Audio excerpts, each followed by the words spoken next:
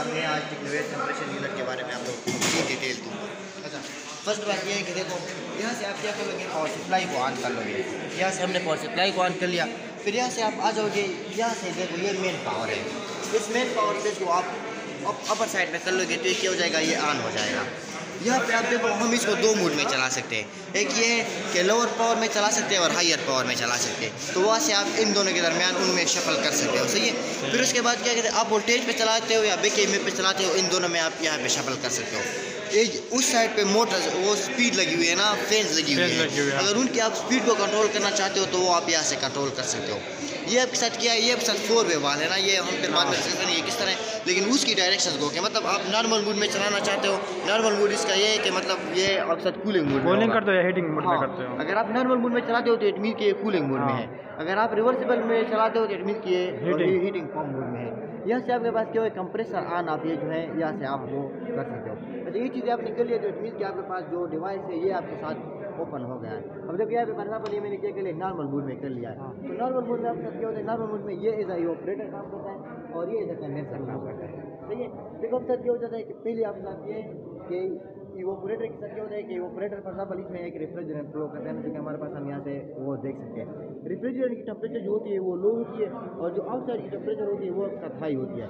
तो heat transfer from hot body to cold body, तो आपके साथ रेफ्रिजरेंट से हीट ट्रांसफर होती है ईयर को, और जो हमारी जो कूलिंग स्पेस है वो ईयर क्या होती है, ठंडा होती जाती है और इस तरह से हमारे पास कूलिंग प्रोवाइड करता है। लेकिन साथ में जो रेफ्रिजरेंट हीट गेन करता है वो रेफ्रिजरेंट के वेपर बनना शुरू हो जाता है। जब उसकी ऑपरेशन पॉइंट रीच हो जाती है, वेपर पॉइंट जो है वो वेपर बन जाते हैं, तो उसके बाद वो क्या कर लेते हैं, वो आउटलेट पे आ जाते हैं। वो हमारे पास इससे क्या हो जाते हैं, और जो कि यहाँ पे इसकी आउटलेट है,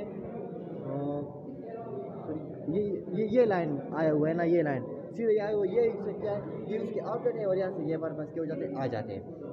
अच्छा, इसके आने के बाद देखो ये एक साथ यहाँ पे आ जाता है, यहाँ पे तो इसके तीन वो हैं और 3 वाल जो है, इसके 3 वाल हैं।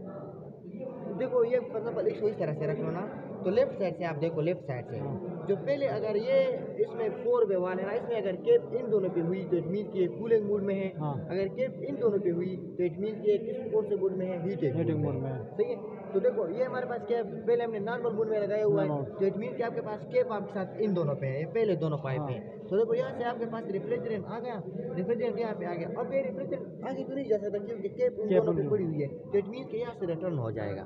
तो जब यहाँ से रिटर्न हो जाएगा तो देखो कंप्रेसर में चला जाएगा। कंप्रेसर इसकी क्या करेगा, कंप्रेसर इसकी प्रेशर को हाई कर लेगा। प्रेशर हाई करने के बाद ये देखो ये कंप्रेसर से आउटलेट वायर आ रहा है, आउटलेट पाइप यहाँ से आ जाएगा।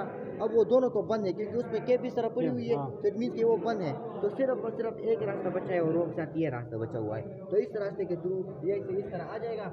यहाँ पे आप अगर इसको प्रेशर में करना चाहते हो तो प्रेशर आपको दे देगा। ये भी साथ कट अप प्रेशर, मतलब अगर आपके साथ प्रेशर हाई हो जाता है, जैसे साथ हमारे पास एक सीट एक लिमिट हमने दी हुई होती है, उससे ज़्यादा हो जाए तो फिर आपके साथ क्या होता है, यहाँ से आपका प्रेशर कट ऑफ कर लेगा। यहाँ से आप आ जाते हो, यहाँ से आपके पास इसकी टेम्परेचर आप मेज करना चाहते हो, मेज कर सकते हो यहाँ पे इसकी टेम्परेचर क्या होगी। यहाँ से आने के बाद देखो आप यहाँ पे क्या कर लेते हो कि ये बात दोबारा कंडेंसर में चले जाएगा। कंडेंसर आउटडोर यूनिट होगा in case of the cooling mood, कि जो हमारे पास जो हीट रेफ्रिजरेंट ने गेन किया होगा वो हीट क्या करेगा, वो हीट बाहर रिजेक्ट कर लेगा, वो बाहर रिजेक्ट कर लेगा। तो देखो यहाँ से हमारे पास बल्ब है यहाँ पे उसकी, वो देखोगे यहाँ पे आपके पास जब आएगा तो रेफ्रिजरेंट जो होगा वो आपके साथ प्योर वेपर होगा। फिर उसके बाद यहाँ पे होगा तो थोड़ी सी वाटर नज़र आएगी, यहाँ से भी आपके साथ थोड़ी सी वाटर नज़र आएगी, तो ये हमारे पास उसको हम मेयर आउट कर सकते हैं। अच्छा, फिर उसके बाद आपके साथ यहाँ पे आ जाते हो, यहाँ से आने के बाद देखो रेफ्रिजरेंट यहाँ पे वाटर बन गया है ना। अब उसके बाद हमारे पास क्या है कि रेफ्रिजरेंट आगे एक्सपेंड करने की, मतलब हम एक्सपेंड करना चाहते हैं या नहीं एक्सपेंड करना चाहते, तो उसके लिए अगर हम टेम्परेरी वो स्टोरेज प्रोवाइड करना चाहते हैं तो वो साथ ये टैंक है जो कि उसके लिए मतलब रेफ्रिजरेंट के लिए एक टेम्परेरी स्टोरेज प्रोवाइड करता है। फॉर एग्जांपल आप चाहते हो फॉर एग्जांपल आप साथ 5 लीटर रेफ्रिजरेंट है प्लेट से, और आप चाहते हो कि 3 लीटर जो रेफ्रिजरेंट है वो एक्सपेंड हो जाए, वो 2 लीटर एक्सपेंड ना हो जाए, तो उसके लिए जो टेम्परेरी स्टोरेज प्रोवाइड करता है वो आपके साथ ये टैंक है वो प्रोवाइड कर लेगा। अच्छा, फिर इसके बाद आपके साथ यहाँ पे आ जाता है, ये साथ एक फिलर बल्ब से आपके साथ यहाँ से आकर यहाँ पे आपके साथ क्या कर लेते हो, ये फिलर बल्ब क्या करता है, और फिलर बल्ब जो है ये टेम्परेचर वगैरह ये इसका मुझे मेन फंक्शन का पता नहीं है कि क्या है, सही है। अच्छा, तो यहाँ पे अगर आप प्रेशर वगैरह मेयर करना चाहते हो तो प्रेशर यहाँ से मेयर कर सकते हो, कंडेंसर के बाद टेम्परेचर।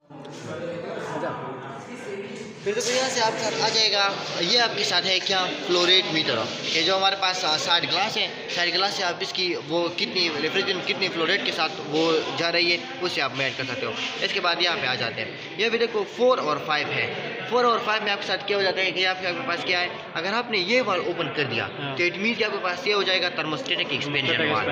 अगर आपने ये वाल ओपन कर लिया तो आपके पास हो जाएगा capillary tube. Thermostatic expansion valve किस तरह काम करता है, इस पे 3 प्रेशर एक्ट करते हैं। एक होता है इसके लोअर साइड पे, एक होता है इसके अपर साइड पे, एक लोअर साइड पे और एक स्प्रिंग प्रेशर होता है। लोअर साइड क्या करते हैं, फॉर एग्जांपल आपके साथ यह इवोपरेटर है, इवोपरेटर ने मतलब ये फीलर बल्ब ये सेंस करता है ना कि टेम्परेचर, मतलब जो इवोपरेटर्स हैं वो वेपर फॉर्म में है या फॉर्म में नहीं है, भी मुझे पता चल गया है कि मतलब यहाँ पे देख सकते हैं कि हमारे पास सुपर हीटर सेट में है या वेपर कन्वर्ट हुई है या नहीं हुई है, ये सेंस कर लेता है। अब इसने मेड कर लिया कि हमें ज़्यादा रेफ्रिजरेंट की ज़रूरत है या कम रेफ्रिजरेंट की ज़रूरत है। लेट से हमें रेफ्रिजरेंट ज़्यादा चाहिए तो ये फीलर बल्ब ने सेंस कर लिया, फीलर बल्ब इससे सिग्नल दे देता है इसको कि ये हमारे ये प्रेशर लगा लेता है उस पर, इसमें डायफ्राम होता है ना, उस डायफ्राम के अपर साइड पे ये प्रेशर लगा लेता है और उसकी वजह से ये ज़्यादा खुल जाता है और ज़्यादा रेफ्रिजरेंट फ्लो करता है। लेकिन अगर आपके साथ मतलब कम रेफ्रिजरेंट की फ्लो चाहिए हो तो उस वक्त क्या कर लेता है कि दोबारा सिग्नल भेज देता है और उसकी लोअर साइड पर वो प्रेशर लग जाता है और ये दोबारा वो क्लोज हो जाता है। और इस तरह से ये ट्यूब क्या कर लेता है, एक्सपेंड कर लेता है। जो हमारे पास ये ट्यूब है, इस ट्यूब के थ्रू क्या हो जाता है, एक्सपेंड होकर नीचे आ जाता है। सही है। दूसरा फंक्शन है कि अगर हमने 5 खोल दिया तो और 5 का क्या फंक्शन होगा, और 5 का ये फंक्शन होता है कि ये हमारे पास कैपिलरी ट्यूब के थ्रू वो कर लेता है। कैपिलरी ट्यूब जो है ये बहुत लॉन्ग वायर होती है। ये किस तरह फंक्शन करता है, ये फंक्शन इस तरह करता है कि इसकी डायमीटर बहुत छोटी होती है, तो जितना डायमीटर छोटा होगा उतना उसकी वेलोसिटी ज़्यादा होगी, तो जितनी वेलोसिटी ज़्यादा होगी उतनी प्रेशर कम होगा। तो इस तरह से एक तो ये प्रेशर को रिड्यूस कर लेता है। और दूसरी बात ये होगी कि यहाँ पे हमारे पास ये ट्यूब होती है ना, तो इस ट्यूब में मतलब जब भी वो फ्लूइड फ्लो करेगा तो इसको वो फ्रिक्शन रेजिस्टेंस प्रोवाइड करेगा, तो फ्रिक्शन रेजिस्टेंस की वजह से भी प्रेशर ड्रॉप हो जाता है। तो ये मतलब ये है कि पहले ट्यूब जो है ये ट्यूब की प्रेशर की प्रिंसिपल थी। तो टेम्परेचर की प्रिंसिपल क्या है, टेम्परेचर इस तरह रिड्यूस करते हैं कि देखो ये बहुत लॉन्ग वायर है ना, तो जितनी आपके पास वायर लॉन्ग होगी उतनी आपके पास हीट ट्रांसफर ज़्यादा होगी और इतने आपके पास टेम्परेचर कम होगा। तो ये दोनों डिवाइसेस हैं, एसिम्पटोटिक एक्सपेंशन डिवाइसेस है और एसिम्पटोटिक एक्सपेंशन ये करते हैं, मतलब एंथैल्पी कांस्टेंट होती है और इसके अलावा आपके साथ क्या हो प्रेशर जो है वो रिड्यूस हो जाता है और टेम्परेचर भी आपके साथ क्या होता है, रिड्यूस हो जाता है। ऐसा फिर उसके बाद आपके साथ यहाँ पे ये आ जाता है ना, यहाँ पे आने के बाद देखो हमने क्या करना है, इसको इवोपरेटर पे लेकर जाना है। इवोपरेटर की इनलेट जो है वो आपके साथ ये है। देखो इवोपरेटर को आप डायरेक्टली इसको क्या कर सकते हो, इसको डायरेक्टली यहाँ से इनलेट दे सकते हो, ठीक है। यहाँ पे आपके साथ हमने क्या कर लिया, इवोपरेटर को डायरेक्ट इनलेट दे दिया। फिर उसके बाद इसके साथ वहाँ से आई थिंक आया हुआ है यहाँ पे, ये हमारे पास है ऑयल सेपरेटर कि मतलब एग्जाम्पल यहाँ पे इस कंप्रेसर को चलाने के लिए हम ऑयल वगैरह लगा रखे होते हैं ना, तो उस ऑयल को मतलब वो रेफ्रिजरेंट में भी मिल जाते हैं, तो वो जो के बाद में फंक्शन स्टार्ट कर सकते हैं यहाँ पे। तो इसलिए अगर आप सेपरेट करना चाहते हो कि ऑयल वगैरह इसमें ना हो तो इसके लिए हम इसको क्या कर लेते हैं, यहाँ पे पास आउट कर लेते हैं। तो जब हम इसको यहाँ पे पास आउट कर लेते हैं तो फिर यहाँ पे पहले हम इसको क्या कर लेते हैं, ऑयल से सेपरेट कर लेते हैं और फिर उसके बाद इसको यहाँ से देकर इसको हमारे पास यहाँ पे कंप्रेसर में और कंप्रेसर में लेकर चले आते हैं और फिर उसके बाद इस तरह से सीधा फंक्शन कर लेते हैं। तो ये आपके साथ था नॉर्मल मोड। रिवर्सिबल मोड में क्या होगा, रिवर्सिबल मोड में हम क्या करेंगे, पहले इसको यहाँ पे रिवर्सिबल मोड में करेंगे तो यहाँ से आपके पास जो 4 वे वाल है ये इस तरह थी, पहले इन दोनों पे थी, फिर इसके बाद इन दोनों पे हो जाएगी, फंक्शन पीरियड सेम होगा। तो यस बाकी प्रिंसिपल सेम है। फिर क्या होगा, फिर यहाँ से आपके पास ये क्या करेगा, ये ऑपरेटर वर्क करेगा और ये कंडेंसर वर्क करेगा। मतलब जब आपके पास आउटडोर यूनिट होगा वो क्या होगा, वो ऑपरेटर होगा और इनडोर यूनिट जो होगा वो कंडेंसर होगा। वो पे क्या होगा, देखो यहाँ से रेफ्रिजरेंट आएगी, रेफ्रिजरेंट यहाँ से आ जाएगी। अब केप इन दोनों पे है तो यहाँ से आपके पास कंप्रेसर में चली जाएगी, कंप्रेसर में चले जाने के बाद वो प्रेशर हाई कर लेगा और इसको यहाँ पे लेकर आ जाएगा। अब यहाँ पे लेकर आ जाएगा तो इन दोनों पे केप है, यहाँ पे तो नहीं जा सकता, तो इस तरह से आउटलेट में जाकर इस तरह से जाएगा और वो सब रोटेट करेगा। तो this is all the principle of the thick wet compressor unit of, you will get a lot of from it.